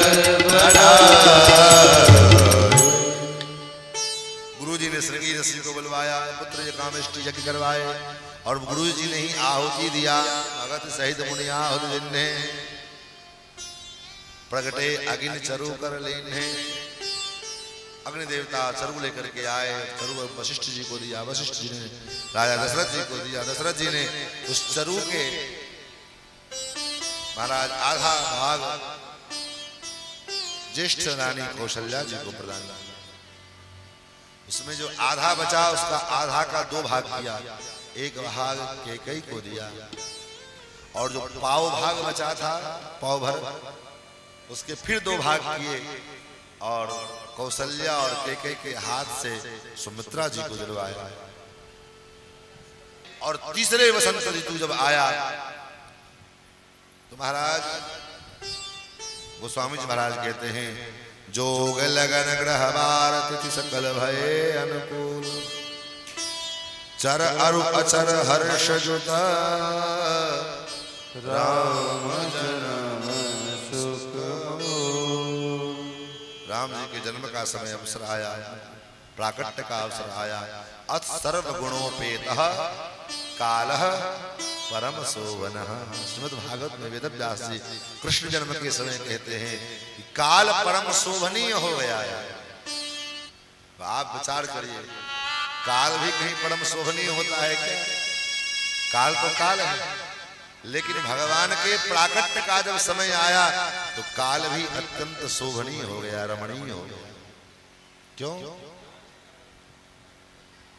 क्योंकि काल के भी स्वामी आ रहे हैं, इसलिए काल पंचांग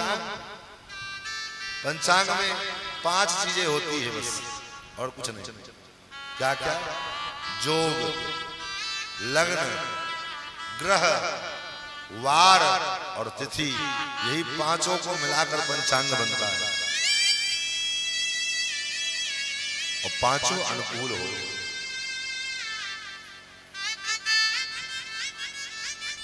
मध्याह्न काल की वेला है, बसंत ऋतु है,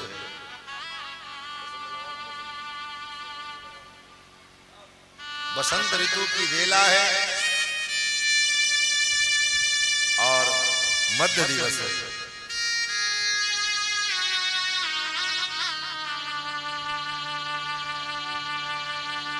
नौमी तिथि मधो मास पुनीता, नौमी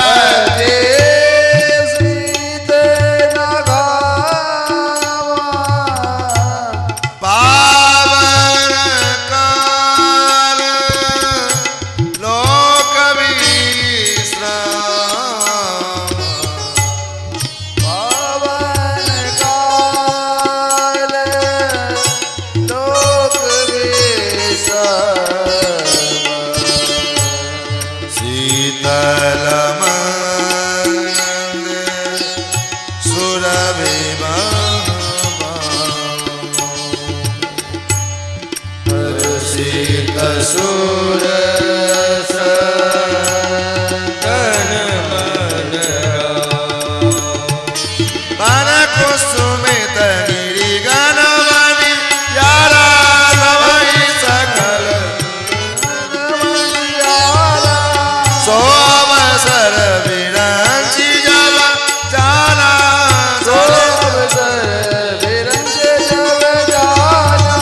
चले सकल सुर साज विमाना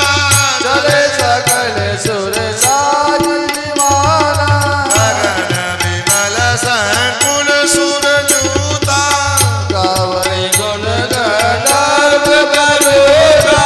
परसई सुमन सुवंजुली साजी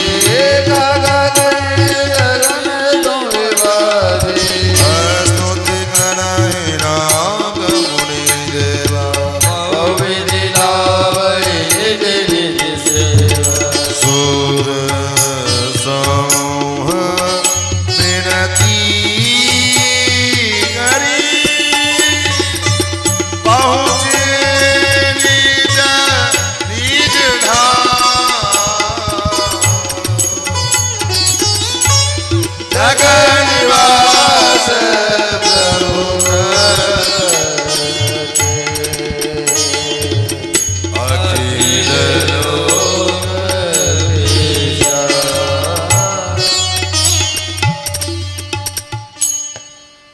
महाराज मध्य दिवस मध्याह्न काल की वेला आई, सब विश्राम में है और सुंदर शीतल मंद वायु सुरभि बह रही है और गगन विमल संकुल सुरजूथा गावे गुण।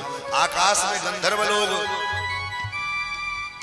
वाद्य बजा रहे हैं, नृत्य कर रहे हैं, अप्सराएं आकाश में नृत्य कर रही हैं, देवराज इंद्र मृदंग बजा रहे हैं। सारा प्रकृति मंडल भगवान के स्वागत में आज खड़ा है। देवता लोग, नाग मुनि लोग स्तुति कर रहे हैं। ऋषि मुनि महात्मा अमलात्मा विमलात्मा लोग अयोध्या में आकर के पहले से बैठे थे। राम जी भगवान के प्राकट्य का समय आने वाला था, पहले से आकर अयोध्या में विराजमान और मध्याह्न काल की वेला थी, इसलिए सभी ऋषि मुनि महात्मा लोग सरजू जी में खड़े होकर के संध्या वंदन कर रहे थे। कोई अर्घमर्शन कर रहा है। ऋतम च सततम चाविद्धात तपसो ध्यायता ततो रात्रि जायत ततः समुद्रो अर्णवः समुद्रादर्णवादि संवत्सरो जायत। कोई मार्जन कर रहा है। आपो हिष्ठामयो भवस्तान उज्जयधा कामहे रणाय चक्षसे। कोई जो है आचमन कर रहा है, कोई प्राणायाम कर रहा है, कोई जो है कुछ। उसी समय मार्जन और तर्पण और अर्घमर्शन का मंत्र भूल गए और महात्मा लोग शांति पाठ करने लगे। जो शांतिरंतरिक्षगुं शांति पृथ्वी शांति शांतिरोखदयः शांतिः वनस्पतयः शांतिर्स्वेदेवाः शांतिर्ब्रह्म शांतिः सर्वगुण शांतिः शांतिरेव शांतिः शांतिः शांतिरेधि। कुछ महात्मा स्वस्ति वाचन करने लगे। स्वस्ति न इंद्रो वृधस्रवाः स्वस्ति नः पूषा विश्ववेदाः स्वस्ति नः अरिष्टनेमिः स्वस्ति नो बृहस्पतिर्दधातु। ऐसे शांति पाठ और स्वस्ति वाचन सब ऋषियों के, सभी ब्राह्मणों के, सब महात्माओं के मुख से निकलने लगा। लोगों को आश्चर्य हो रहा है कि अर्घमर्शन करते करते शांति पाठ कहां से आ गया, स्वस्ति वाचन कहां से आ गया। वशिष्ठ जी आए और वशिष्ठ जी ने कहा, इतने वर्षों तक जो अर्घमर्शन किया, प्राणायाम किया, उसका फल मिला है। आज तुम्हारे मुख से अपने आप भगवान के प्राकट्य के वेला में, भगवत जो है अवतार के वेला में, उनके लिए तुम्हारे मुखारविंद से जो है शांति पाठ और स्वस्ति वाचन निकल रहा है।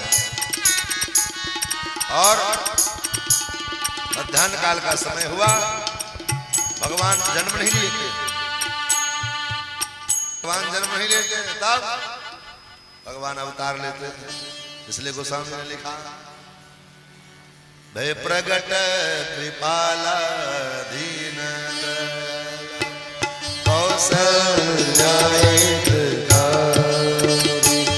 हर्षित तारे अद्भुत रूप लोचन अभिरामा तन घन श्यामा निज आयुष बोध चारि भूषण वनमाला नयन विशाला शोभा सिंधु कर जोरी स्तुति तोरी के विधि करो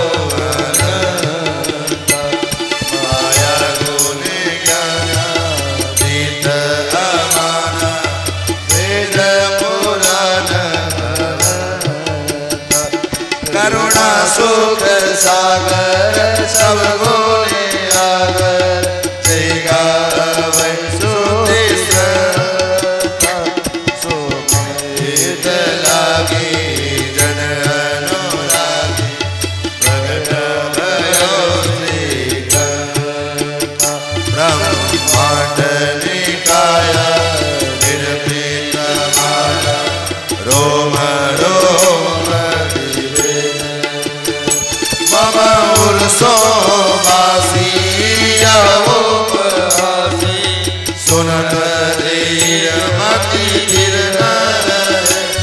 उपजा जग ज्ञाना प्रभु मोस खाना चरित बहुत विधि कीन कही कथा सुहाई मात बुझाई जय प्रकार सुत प्रेम माता बोले बोले सोमती डोली भजहु तातय रूपा जैसे सुलीला अति प्रिय शीला रोदन थाना कोई बालक सुर यह चरित जगावे हरिपद गावे तेना यह चरित जगावे हरिपद गावे तेना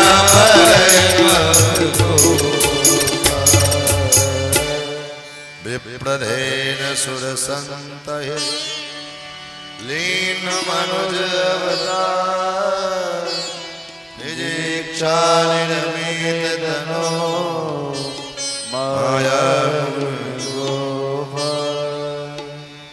बोली भक्तवत्सल भगवान की जय। ऐसे नहीं, अरे भले ही बधैया ना दीजिएगा बाद में अलग बात है, कम से कम जयकारा तो जोर से उठा।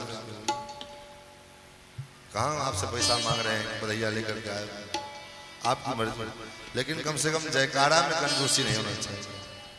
बोले अयोध्यानाथ भगवान की जय। अभी थोड़ा कम ही रह गया। चारों भैयन की जय। भगवान का प्रादुर्भाव हुआ, सुनि शिशुरुदन परम प्रियवान। भगवान को मैया ने कहा रो। भगवान ने कहा क्यों रोए? बोले बालक जन्म लेता है तो रोता है ना, आप भी रो।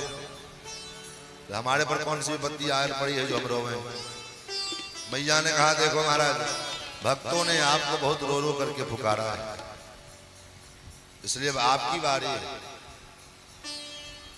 आपकी जिम्मेवारी है, आप अपने भक्तों को बुलाओ।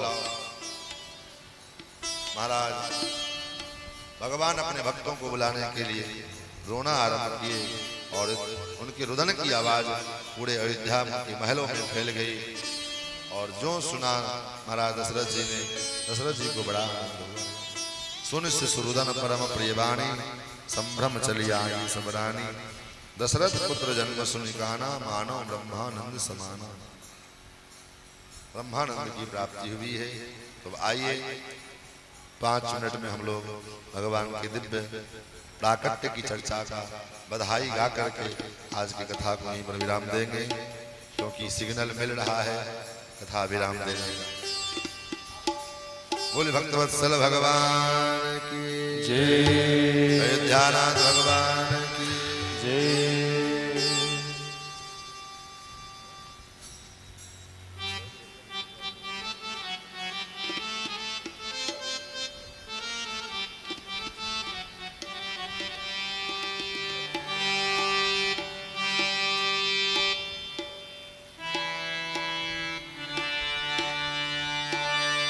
ओ अवध में आनंद भयो जय रघुवर लाल की। अवध में आनंद भयो जय रघुबर लाल की। अवध में आनंद भयो जय रघुवर लाल की। अवध में आनंद भयो जय रघुबर लाल की। अवध में आनंद भयो जय रघुवर लाल की। अवध में आनंद भयो जय रघुबर लाल की। जय रघुवर लाल की जय दशरथ लाल की। जय रघुबर लाल की जय दशरथ लाल की। जय रघुवर लाल की जय दशरथ लाल की। जय रघुबर लाल की जय दशरथ लाल की। अवध में आनंद भयो जय रघुवर लाल की। अवध में आनंद भयो जय रघुबर लाल की।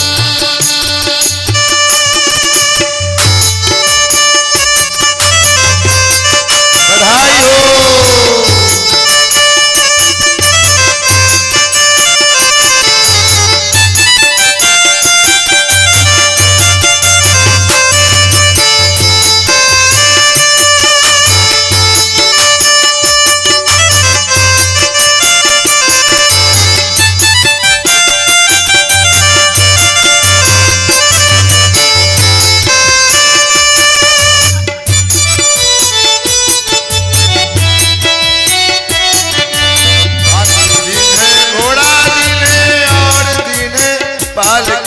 हाथी दिने घोड़ा दिने और दिने पालकी। हाथी दिने घोड़ा दिने और दिने पालकी। हाथी दिने घोड़ा दिने और दिने पालकी। हाथी दिने घोड़ा दिने और दिने पालकी। हाथी दिने घोड़ा दिने और दिने पालकी। हाथी दिने आगे आगे सभी लोग आगे आते रहिए। निकाल ले कुर्सी छोड़ दी। अवध में आनंद भयो अवध में आनंद भयो जय रघुबर लाल की। अवध में आनंद भयो लड़कन को हाथी घोड़ा बूढ़न को पालकी। लड़कन को हाथी घोड़ा बूढ़न को पालकी। हाथी घोड़ा बूढ़न को पालकी। में आनंद भयो जय रघुबर लाल की।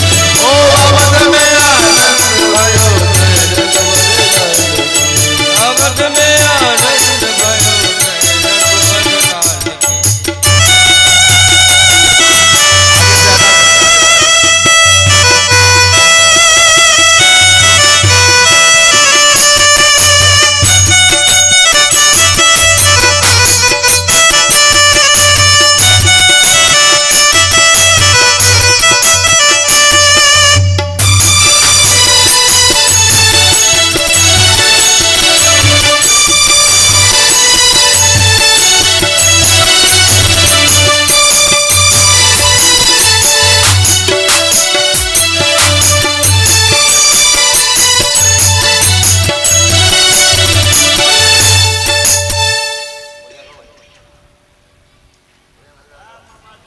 बोलिए चारों कुमार की जय, चारों भैयन की जय, आज के आनंद की जय। एक बधैया हमारे विनय बाबा अयोध्या वाले को मामा कहते, हम तो बाबा कहेंगे, भैया कहेंगे। बढ़िया एक तो बधैया लाला के जन्म की सुना दीजिए।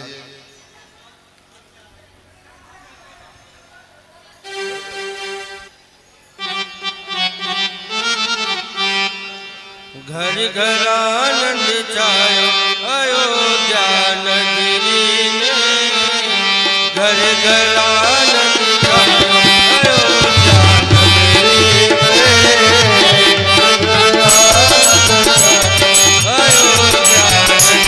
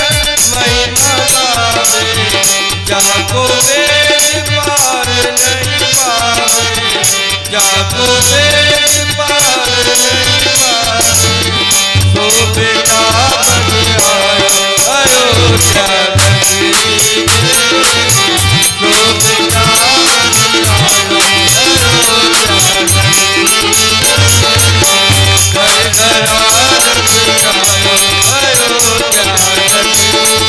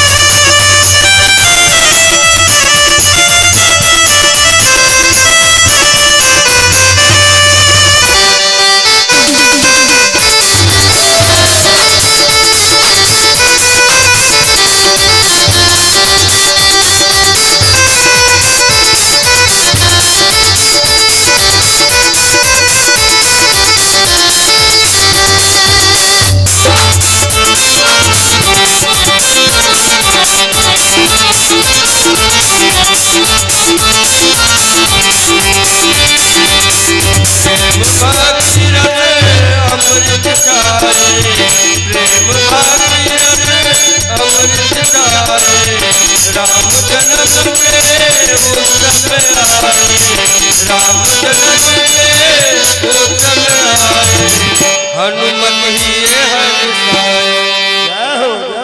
देखिए हनुमान जी कितना हरस हरस के गा रहे हैं, लेकिन आप भी एक भक्त है। हम चाहेंगे मनकेश्वरी देवी के दरबार में जो भी भक्त है अपना दोनों हाथ एक बार सीधा कर लेंगे, दोनों सब के सब। जिनको मनकेश्वरी मैया दो हाथ दिए हैं दोनों हाथों पर कर लेंगे, और नहीं दिए हैं तो बगल वाले से पैंचा ले लीजिएगा। हाँ, और लेकिन एक बार दोनों हाथों पर करके आपका भी सबका किसी का सोचा नहीं। हनुमति ये हर्षा करो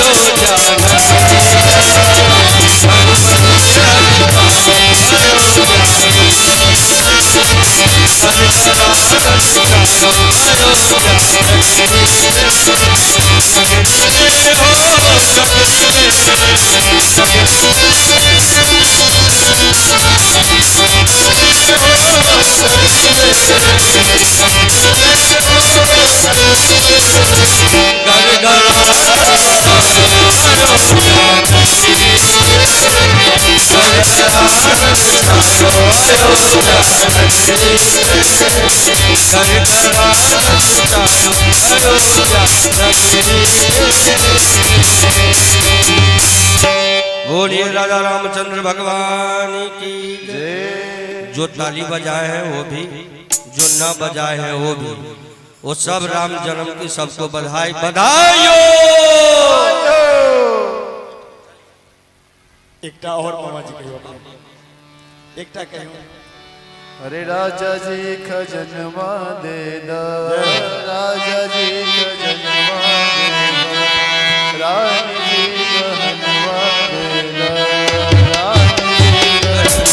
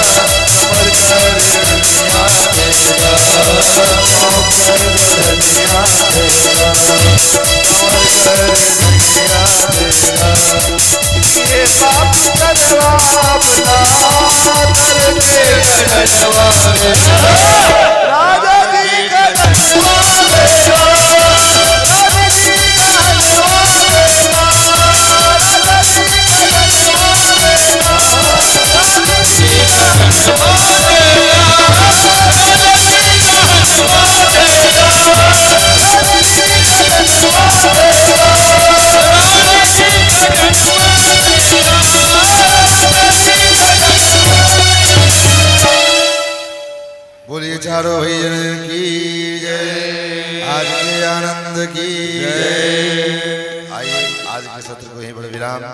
कल परसों तरसों 3 दिन कथा अभी और शेष बची है और उसमें भगवान के विवाह तक की लीला हम लोग कथा श्रवण करेंगे। तो अब आज से उत्सव शुरू हुआ तो लगातार परसों तक भगवान का कोई न कोई उत्सव चलेगा। इसी प्रकार हम लोग आनंद लेंगे। आइए अब लाल जी की हम सभी लोग आरती उतारें, आरती करके कथा को विराम दें। ओम चंद्रमा मनसो जादुश्चो सूर्यो अजायता श्रोत्राद्वायुश्च प्राणश्च मुखा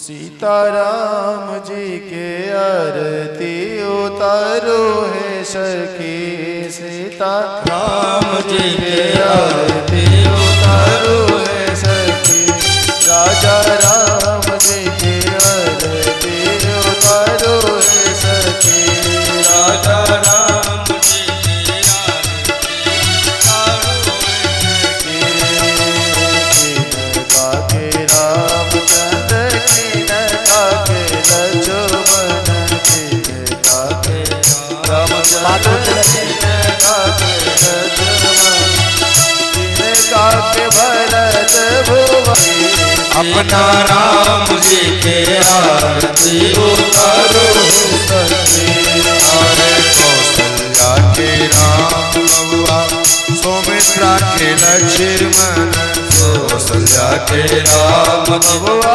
सौमित्रा के लक्ष्मण, सौमित्रा के लक्ष्मण बबुआ सौमित्रा के शत्रुघ्न, सौमित्रा के लक्ष्मण बबुआ सौमित्रा के शत्रुघ्न, के कई के भरत भुवन सखी आए के कई भरत भुवन सखी, अपना राम आरती उतारो है सखी, अपना राम जी के आरती उतारो है सखी, सावर सावर राम बबुआ गोरे बबुआ लक्ष्मण, सावर सावर राम बबुआ गोरे बबुआ लक्ष्मण, सावर सावर राम जी है गोरे बबुआ लक्ष्मण, सावर सावर राम जी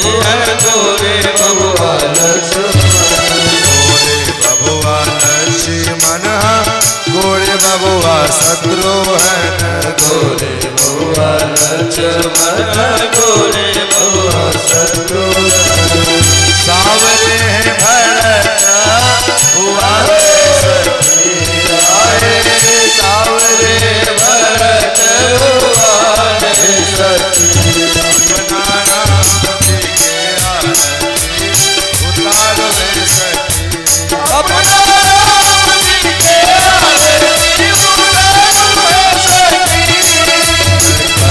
कंचन थार कपूर के बाती, कंचन थार कपूर के बाती, दियरा के दियरा में प्रेम के बाती, दियरा के दियरा में प्रेम के बाती, जगमग ज्योति जरे दिन राती, जगमग ज्योत जले दिन राती, इन्हें नजर संहार के निहारो हे सखी, नजर कमार के निहारो सखी, अपना नाम